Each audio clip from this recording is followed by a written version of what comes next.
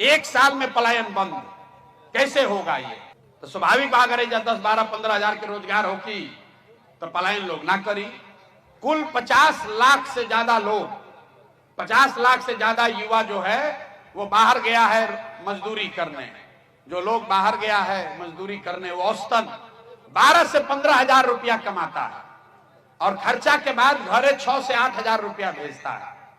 तो अगर 10-12 हजार रुपया के रोजी रोजगार का व्यवस्था बिहार में हो जाए तो कोई आदमी उसमें जाना नहीं चाहेगा। तो ये व्यवस्था कैसे होगा?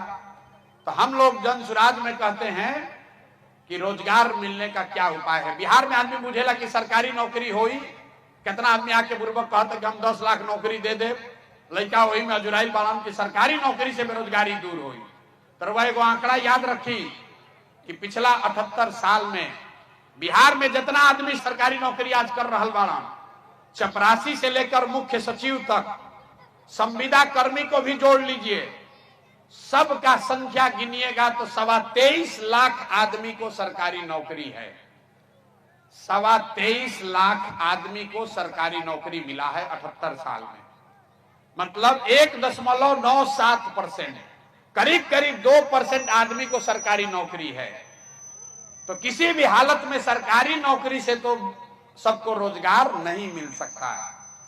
कुछ आदमी कहता है कि भैया फैक्ट्री लग जाए तो उसे रोजगार मिल जाए, नहीं मिलेगा। क्यों नहीं मिलेगा?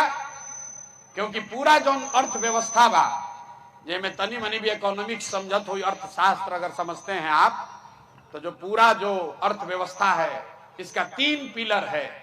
खेती है, फैक्ट्री है और तीसरा है जिसको कहते हैं सर्विस सेक्टर। होटल बा, अस्पताल बा, स्कूल बा, रेस्टोरेंट बा, गाड़ी बा, जितना चीज कंजम्पशन जो आप खा पी रहे हैं, करीब करीब खेती और फैक्ट्री अगर दोनों मिला दीजिएगा तो 35% होता है।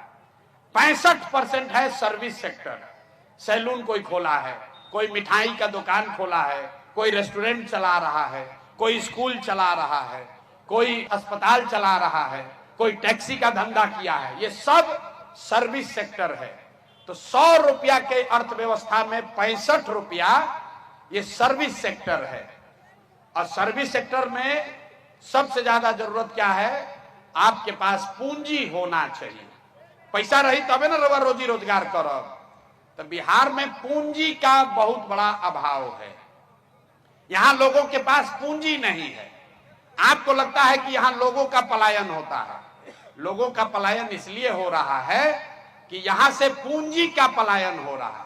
एजा बैठल इतना आदमी बाड़न, बहुत विद्वान लोग भी बैठे हुए होंगे। आपको यह शायद पता नहीं है कि बिहार से हर साल 2.5 लाख करोड़ रुपया, 2.5 लाख करोड़ रुपया बैंक, जो आप और हम अपने बैंक में यहां जमा करते हैं, 2.5 लाख करोड़ रुपया बैंक वाला बिहार से बाहर भेजता है। गुजरात में, तमिलनाडु में, उत्तर प्रदेश में, कर्नाटक में, आंध्र प्रदेश में। ये आंकड़ा कहां से बा? रिजर्व बैंक ऑफ इंडिया बताता है। बैंक जो है, बैंक का जिम्मेवारी है कि जितना रुपया आप बैंक में जमा कीजिएगा उसका 70% पैसा आपको, समाज को ऋण के तौर पर मिलना चाहिए, जिससे आप घर बना सकें, गाड़ी खरीद सकें, धंधा रोजी रोजगार कर सकें। तो पूंजी का यही 2 स्रोत है। पूंजी आदमी के पास कहां से आता है? जो पैसा आप कमाते हैं, जो खर्चा के बाद बच गया वो आपका पूंजी हुआ। और दूसरा पूंजी का स्रोत है जो बैंक से कर्जा लिए, वो आपका पूंजी है। मान ली कि रुआ घर बनावता नहीं, 1 लाख रुपया रुआ बचत कैले बानी, 4 लाख रुपया बैंक से लेनी तो 5 लाख के घर बनावता नहीं, फिर धीरे धीरे कर्जा वापस करब। तो ये जांचने के लिए रिजर्व बैंक ऑफ इंडिया एक आंकड़ा जारी करता है जिसको कहते हैं CD रेशियो। सबके ना भी बुझाई तर बुझी कि एगो आंकड़ा होला कि कितना रुपया बैंक में जमा भइल और कितना रुपया बैंक वाला लोन के तौर पर समाज को दिया। देश में कानून है, संविधान है कि बैंक में अगर 100 रुपया जमा हो तो 70 रुपया बैंक को वापस समाज को देना है, धंधा के लिए, रोजी रोजगार के लिए, घर बनाने के लिए, गाड़ी खरीदने के लिए। बिहार में बैंक वाला देता है कितना? 40 रुपया। बाकी पैसा कहां जाता है? बाकी पैसा बैंक वाला उस राज्य में भेजता है जहां पर रोजी रोजगार हो रहा है, गुजरात में, कर्नाटक में, तमिलनाडु में। पिछला साल रवा बुझाता बिहार में इतना गरीबी बा आदमी सोचा था कोई बाहर से आई तो फैक्ट्री लगा दी, तो कोई फैक्ट्री लगाई तो 2-4-10 हजार करोड़ रुपया लगाई। पिछला साल बिहार के गरीब जनता ने बैंक में पैसा जमा किया 4,21,000 करोड़ रुपया। ध्यान से समझिए, जितना बैंक बिहार में है इसमें हम लोग मिलकर पैसा जमा किए 4,21,000 करोड़। अब बैंक वाला पैसा आपको लोन पर कितना दिया? 1,61,000 करोड़। बाकी पैसा कहां गया? बाकी पैसा बैंक वाला दूसरे राज्य में भेज दिया। अगर 70% सीडी रेशियो होता तो बिहार में 2,80,000 करोड़ रुपया आपको लोन के तौर पर मिलता। तरुआ जो घर आज 4 कमरा के बनैले बानी, 8 कमरा के बनाई थी। आप एगो छोटा सा रेस्टोरेंट चला रहे हैं तो बड़ा रेस्टोरेंट चलाने लगते, छोटा व्यापार कर रहे हैं बड़ा व्यापार करने लगते, खेती में ज्यादा पैसा इन्वेस्ट कर सकते थे। ये जो हर साल 2-2 लाख करोड़ रुपया गया, तो 1990 में जब लालू जी मुख्यमंत्री भइलन तब से लेके पिछला साल तक बिहार से 26,35,000 करोड़ रुपया आपका हमारा पैसा बैंक वालों ने दूसरे राज्य में भेज दिया। 50 लाख आदमी गइलन, लेकिन 26 लाख करोड़ रुपयों इजा से चल गई। तो ये पूंजी का पलायन है। अब आप कहिएगा भैया ये रउआ कौन नया ज्ञान देता, नहीं बिहार में तो कोई बातें नहीं करते कर। ये कौन पलायन है? 26 लाख करोड़ रुपया आपका हमारा बैंक वाला दूसरे राज्य में भेज दिया। आप अंदाजा लगाइए, अगर 26 लाख करोड़ रुपया बिहार में इन्वेस्ट होता तो यहां पर कितना रोजी रोजगार पैदा होता। और ऐसा नहीं है कि बैंक का मनमर्जी है कि आप कितना पैसा लोन दीजिएगा। आपके जानकारी के लिए बता दें, देश के स्तर पर एक कमेटी होती है जिसका चेयरमैन होता है खुद प्रधानमंत्री, और हर 15 दिन पर यह आंकड़ा देखा जाता है कि बैंक में कितना रुपया जमा हुआ, बैंक वाला कितना लोन दिया। बिहार में राज्य के स्तर पर उस कमेटी का चेयरमैन होता है मुख्यमंत्री। लेकिन जैसे बिहार में सीओ, बीडीओ, डॉक्टर, दरोगा मुख्यमंत्री के बात नहीं सुना, तो इसे बैंक वाला भी उनकर बात नहीं सुना। अब बिहार में आदमी के कर समझ भी नहीं थे। आज तक आप कहीं किसी सभा में ये नहीं सुने होंगे कि भैया पूंजियों के पलायन बिहार से होता। जे जैसे फिनांस मिनिस्टर बा ओकरा से पूछब कि भाई प्रशांत किशोर कह रहा है कि 26 लाख करोड़ रुपया यहां से चला गया, तो कहेगा ये क्या होता है।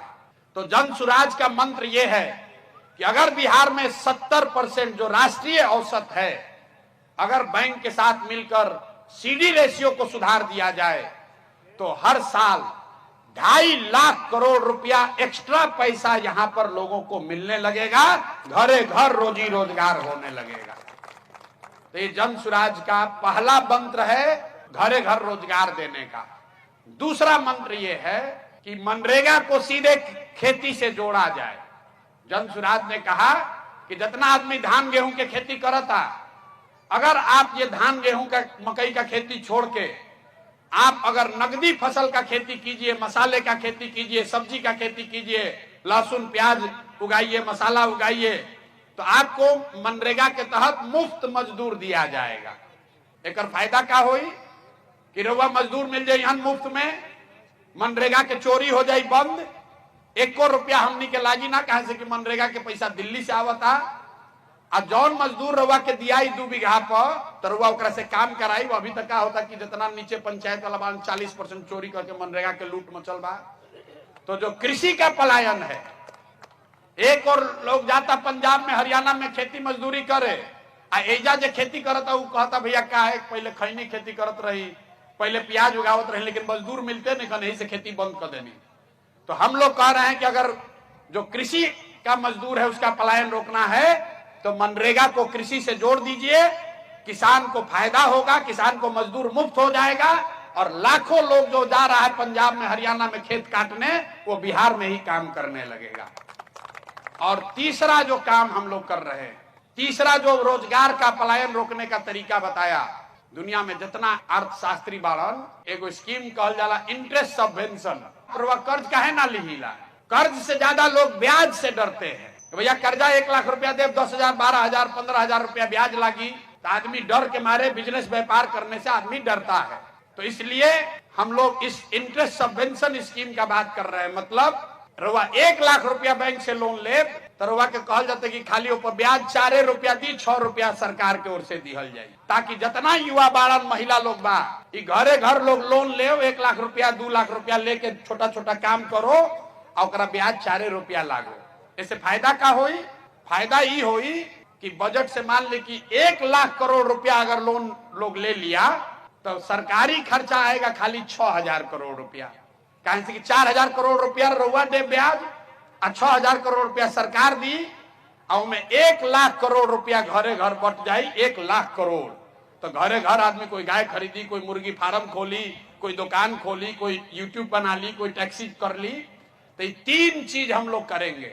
पहला चीज, बिहार में 2.5 लाख करोड़ रुपया जो बैंक से पैसा बाहर जा रहा है उसको रोकने का स्कीम है। 3 महीना के अंदर उसको रोक दिया जाएगा। जे बैंक जिनका बिजनेस करे के बाद उसको पैसा लोन यहीं देना है, लोन नहीं देगा ब्रांच उसका बंद करेंगे, बाहर जाओ भाई। अगर बिहार में पैसा जमा हो रहा है तो बिहार में लड़कों को लोन मिलना चाहिए। दूसरा बात, मनरेगा को सीधा कृषि से जोड़ा जाएगा। और तीसरी बात, जितना महिला युवा है जो कर्ज लेकर बिजनेस व्यापार करना चाहता है उसको खाली 4 रुपया ब्याज पर लोन मिले, ताकि सब आदमी घरे घर रोजी रोजगार कर। तो ये 3 रास्ता है मेरे भाई।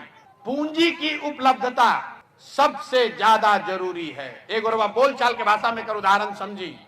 मान ली कि रवा बाल काटे आवता, रवा मन भइल कि एकमा में जाके एगो भैया हम सैलून खोली, रवा बिजुन 20,000 रुपया बा, रवा एकमा गईनी तो पता चलल कि दुकान सैलून खोले में 1 लाख रुपया खर्चा हुई, तो रवा बिजुन तो 20,000 रुपया बा। रवा बैंक के पास गईनी, भैया हमरा के लोन दी 70,000, हम सैलून खोले चाहता नहीं, बैंक वाला बिहार में लोन नहीं देता है। तो 20,000 रुपया का क्या होगा? वो आदमी यहाँ से 2,000 रुपया का टिकट कटाएगा, जाएगा बॉम्बे, 5,000 रुपया खोली वाले को देगा एडवांस, धारावी में कहीं स्लम में जाकर रहने के लिए। 2-3 हजार रुपया खर्चा करी बेचारा हो जाके कोनो दलाल उलाल के पकड़ के कहीं फैक्ट्री में, कहीं सैलून में नौकरी लागी। तो जो 20,000 बचाया था वो भी खर्चा हो गया। और जो आदमी यहाँ सैलून चला सकता था, 4 आदमी को रोजगार दे सकता था, अपने परिवार के लिए 20,000 रुपया कमा सकता था, वो यहाँ पर एगो छोटा मोटा व्यवसायी हो सकता था, वो जाकर बॉम्बे में मजदूर बन गया। अगर उसको पूंजी यही उपलब्ध हो जाता तो यहाँ पर सैलून खोलता, 4 आदमी को रोजगार देता और अपना परिवार भी चलाता। तो इसीलिए हम लोग कह रहे हैं कि जिसका बच्चा 15 साल से कम उम्र का है उसको पहले पढ़ाया जाए, और जेकर उम्र 15 साल से 50 साल बा ओकरा हाथ में पहले पूंजी दिहल जाओ। बिहार के लड़कन के पास वो ताकत बा, हमने के रोजी रोजगार अपने आप करे लागल जाई, पैसा हमने के चाहिए। गुजरात में सबसे पहले पैसा कब हुआ? जब अमूल के रवा नाम सुन ले बानी, ऑपरेशन फ्लड के तहत गुजरात के घर घर में विश्व बैंक से पैसा लाकर महिलाओं को 2-2 लाख 1-1 लाख रुपया दिया गया। लोगों ने गाय भैंस खरीदा और कोऑपरेटिव से दूध जब बिकना शुरू हुआ, घरे घर 500,000 रुपया नगद पैसा आने लगा। वहां से गुजरात की तरक्की शुरू हुई है। अब बिहार में दुर्दशा का बा? 2 भैंस खरीदे के बाद कोई के तो पैसा नहीं थे, कहां से खरीदेगा गरीब आदमी? किसी से जाकर पूछिए, कहता भैया कै गो, हम रास्ता चलते हैं पैदल पूछते हैं कै गो मवेशी है, तो कहता भैया 1 भैंस बिया। एक से पहले कहा कहता भैया बाबूजी के भी 1 भैंस रहे, अभी हमरो भी 1 भैंस बिया। वो बढ़ा नहीं सका है क्योंकि उसके पास पूंजी नहीं है। तो पूंजी की उपलब्धता, जिस दिन पूंजी यहाँ उपलब्ध होगा उस दिन बुद्धि का पलायन रुक जाएगा, और जब पूंजी और बुद्धि का पलायन रुकेगा तो श्रम का पलायन अपने आप रुक जाएगा। उसके लिए कोई अलग से प्रयास करने की जरूरत नहीं है। आपको समझने की जरूरत है कि जो आके कहता है नौकरी दे देंगे, इससे बड़ा झूठ कोई हो नहीं सकता है। खाली बिहार में ना, देश में भी सिर्फ 3% आदमी को ही सरकारी नौकरी है। इसको समझिए, क्योंकि आरक्षण के लड़ाई में पूरा समाज पड़ा हुआ है। आप समझ रहे हैं भैया हमको आरक्षण मिले कि इनको आरक्षण मिले? हम कहते हैं भाई एक बार को 100% आरक्षण ले लो, तब वो तो 3% आदमी को ना आरक्षण मिलेगा, 97% आदमी को तो कभी ना मिलिए नहीं सकता है।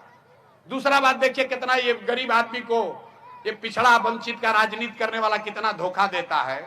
अभी जातीय जनगणना हुआ, 500 करोड़ रुपया लगा के जातीय जनगणना हुआ, और जो रिपोर्ट आया उसको पढ़ा भी नहीं। रिपोर्ट में लिखा हुआ है कि आज भी बिहार में सिर्फ 3% दलित समाज के लोग 12वीं क्लास पास करते हैं। 5% से कम अति पिछड़ा समाज का आदमी 12वीं पास किया है। और 7% से कम मुस्लिम समाज के बच्चे 12वीं पास कर रहे हैं। तो जब आपका लड़का 12वीं पास नहीं करेगा तो आरक्षण कहां से लीजिएगा? इसीलिए आप देख रहे हैं कि आरक्षण लागू है, लेकिन कोई अति पिछड़ा, कोई दलित, कोई मुस्लिम के घर में उसका लाभ नहीं मिला है। जब 12वीं पास नहीं करेगा तो नौकरी में आरक्षण कैसे लेगा? तो इसलिए जरूरी है कि पहले शिक्षा हो और लोगों के हाथ में पूंजी हो, तब सुधार होगा। दूसरा कोई उपाय नहीं है। जब तक हम लोग सरस्वती की कृपा नहीं होगी हम लोगों पर, तब तक लक्ष्मी का वास नहीं हो सकता है।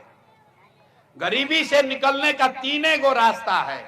या तो आपके पास पढ़ाई हो, या आपके पास जमीन हो, और दोनों नहीं है तो आपके पास पैसा पूंजी हो। आप गांव में देख लीजिए, जो पढ़ लिख के नौकरी कर रहा है उसका दशा ठीक है। जिसके बाप दादा के पास 5-10 बीघा जमीन भी बाप दादा का है, वो भी अपना जीवन चला रहा है। और जिसके पास दोनों नहीं है, खाद के दुकान बा, मिठाई के दुकान बा, ओकरो जीवन चल रहा बा। लेकिन गांव में 100 में 60-70 आदमी ऐसा है, ज्यादातर गांव में, जिसके पास ये तीनों में तीनों चीज नहीं है। उसके पास बच्चे के पास पढ़ने का उपाय नहीं है, जमीन है ये नहीं है, और रोजी रोजगार करने के लिए पूंजी है ये नहीं। तो कैसे उसका गरीबी खत्म होगा?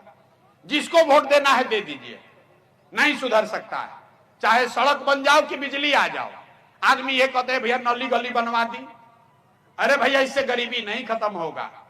गरीबी खत्म तब होगा जब यहां लोगों के पढ़ने की व्यवस्था हो, जब आपके पास जमीन हो।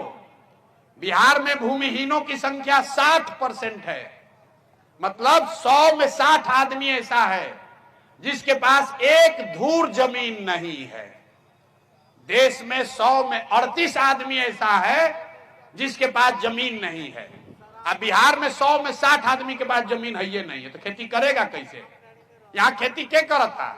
जो मजदूर है, आपसे खेत बटाई पर लेता है और वो मजदूरी करता है, वो किसान नहीं है, वो तो मजदूरी कर रहा है। तो जब तक बिहार के समाज में शिक्षा नहीं होगी, लोगों के पास जमीन नहीं होगा, और घर घर रोजी रोजगार करने के लिए पैसा पूंजी नहीं होगा, तब तक यहां से गरीबी खत्म नहीं हो सकता है। तो जन सुराज का सीधा संकल्प है कि यही 3 गो काम करना है। बाकी चीज जब होई तब होई, लेकिन सबसे पहले लइकन के शिक्षा के व्यवस्था कईल जरूरी बा। और ओकरा खातिर हमनी क्या कहता नहीं, जब शिक्षा सुधारे खातिर कि साल भर के अंदर जब स्कूल सुधरी तब सुधरी। जितना गरीब आदमी है उसको हम लोग कह रहे हैं कि आप अपने बच्चा को प्राइवेट स्कूल में भेजिए, उसका फीस सरकार भरेगी। कितना आदमी कहता कि भैया इतना पैसा कहां से आई? सरकारी स्कूल में ज्यादा पैसा लगता है। सरकार का शिक्षा बजट है 60,000 करोड़ रुपया। जो मुफ्त शिक्षा की आप बात कर रहे हैं, ये मुफ्त नहीं है, वो सरकार के लिए ज्यादा महंगा है। प्राइवेट शिक्षा उससे सस्ती है। हम ये नहीं कह रहे कि सरकारी स्कूल बंद किया जाए, हम ये कह रहे हैं कि जब तक सरकारी स्कूल अगले 5 वर्ष में सुधारा नहीं जाए, तब तक कोई गरीब का बच्चा घर ना बैठे, इसके लिए उसको सुविधा दिया जाए कि वो प्राइवेट स्कूल में भी जाकर पढ़ सकता है, उसका फीस सरकार की ओर से दिया जाएगा। ये व्यवस्था अमेरिका में लागू है, ये व्यवस्था दुनिया के कई देश में लागू है। जब आपका बच्चा पैदा होता है अमेरिका में, सरकार आपको वाउचर देती है। आपको तय करना है कि इसको सरकारी विद्यालय में पढ़ावे के बाद कि प्राइवेट में पढ़ावे के बाद। सरकार कहती है भैया प्राइवेट में पढ़ाओगे तो उसका पैसा ले लो, और नहीं तो सरकारी में पढ़ाना है तो तुम सरकारी में पढ़ा लो। सरकारी चीज मुफ्त नहीं है, सरकार को तो पैसा लगना ही है।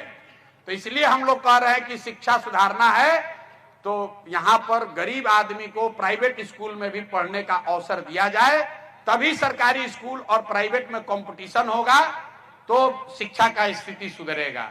कई आदमी कहता है कि भैया खिचड़ी बटाता है से स्कूल खराब हो गई। ये गलत बात है। अगर खिचड़ी बटने से स्कूल खराब होता तो 8वां क्लास के ऊपर तो किसी क्लास में खिचड़ी नहीं बट रहा है, वहां पर पढ़ाई क्यों नहीं हो रहा है? कुछ आदमी कहता है भैया स्कूल है टीचर बड़ा खराब आ गए, बड़ा नियोजित शिक्षक एकनी के कुछ बुझाते नहीं के से खराब हो गई। तो आप बताइए कि अगर नियोजित शिक्षक से शिक्षा खराब हुआ है तो पटना साइंस कॉलेज और पटना कॉलेज में पढ़ाई काहे नहीं हो रहा है? वहां तो नियोजित शिक्षक नहीं है, वहां तो खिचड़ी नहीं बट रहा है। ये शिक्षा का दुर्दशा इसलिए हुआ है कि समाज और सरकार दोनों के प्राथमिकता में शिक्षा है ही नहीं। आप भी जो है इसकी चिंता नहीं कर रहे हैं कि स्कूल में पढ़ाई हो रहा है कि नहीं हो रहा है। आदमी जाकर कहता है हेडमास्टर से कि भैया हमारा साइकिलवा वाला पैसा आयल कि ना आयल, पोशाक के पैसा मिलल कि ना मिलल, आज खिचड़ी बढ़िया मिलल है कि ना मिलल है। एजा अभी नाच एगो आ जाए ऑर्केस्ट्रा, पूरा पंचायत के आदमी जुट जाए, लेकिन एजा स्कूल में अगर गणित के पढ़ाई नहीं के हो तो कोई के चिंता नहीं है। समाज बिल्कुल सोचता है भाई पढ़े ना पढ़े क्या फायदा है, चलो इसे हमको मजदूरे बनना है लड़का को। और सरकार भी ये सोच रहा है कि अरे मास्टर साहब लोग को इतना पैसा देता नहीं जा, मास्टरवा पढ़ावत तो नहीं खसन, तो चलो एक से कुछ कामे करा लिया जाओ, तो चलो भाई वोटर लिस्ट बनाओ, कुछ नहीं के तो स्वच्छता मिशन चलाओ। तो सरकार और समाज दोनों की प्राथमिकता में शिक्षा नहीं है, इसीलिए ये पतन हुआ है। तो जब तक समाज ये नहीं समझेगा, अगर आप सनातन के मानने वाले हैं, हिंदू धर्म को भी मानते हैं, तो आपको ये समझ होना चाहिए कि बिना सरस्वती के कृपा के कुछ जीवन में हासिल नहीं हो सकता है। अगर लक्ष्मी आ भी जाएंगी तो भी कुछ नहीं कर पाइएगा। जब आपका बच्चा पढ़ेगा ही नहीं तो मजदूर नहीं बनेगा तो कलेक्टर बनेगा, सरकार खोल के बन जाओ, अरे कोई विधायक बन जाए, अगर आपका बच्चा पढ़ा नहीं है तो उसको कोई डॉक्टर इंजीनियर कलेक्टर नहीं बना सकता है। इसलिए पढ़ाई के प्रति समाज में जागरूकता होगी तभी सुधार होगा। 65 में इजा कांग्रेस के सरकार हारल, कर्पूरी ठाकुर के समाजवादी सरकार सब बनल। अब 65 में तमिलनाडु में भी क्रांति भइल, द्रविडियन आंदोलन के बाद वहां कामराज मुख्यमंत्री बने। दोनों में फर्क क्या हुआ, यहाँ पर आरक्षण की लड़ाई में हम लोग लग गए, सामाजिक न्याय समाजवाद का बात किए, और कामराज ने कहा कि जितना तमिलनाडु में महिलाएं हैं, बच्चियां हैं, उसको पढ़ाना हमारी सबसे बड़ी प्राथमिकता है। तो तमिलनाडु में सब बच्चियन के पढ़ा दिया गया, इतना कि वह सुन ले केरल में 100% आदमी सबसे पहले साक्षर हो गया। तमिलनाडु में घरे घर स्कूल खुलवाया कामराज ने, वही शिक्षा में जो इन्वेस्टमेंट किया उसी का लाभ आज उठा रहा है। नेहरू जी ने उनको पत्र लिखा, करे भाई जौन पैसा भेज रहे तुम सब खाली स्कूलें बनाने में खर्चा कर रहे हो, तो कहा कि भैया हमको सस्पेंड कर दीजिए, हमको बर्खास्त कर दीजिए, लेकिन सबसे पहले अपने बच्चों के पढ़ने का व्यवस्था करेंगे तबे दूसरा स्कीम चालू करेंगे। ये कामराज ने शुरू किया था। बिहार में वो हम लोग पढ़ाए नहीं बच्चों को, इसीलिए इस दुर्दशा में हम लोग पड़े हैं। तो हम लोग को ये ज्ञान की भूमि रही है, जब तक हम लोग सरस्वती की उपासना नहीं करेंगे, बच्चों को पढ़ाएंगे नहीं, तब तक हम लोग का कल्याण होने वाला नहीं है।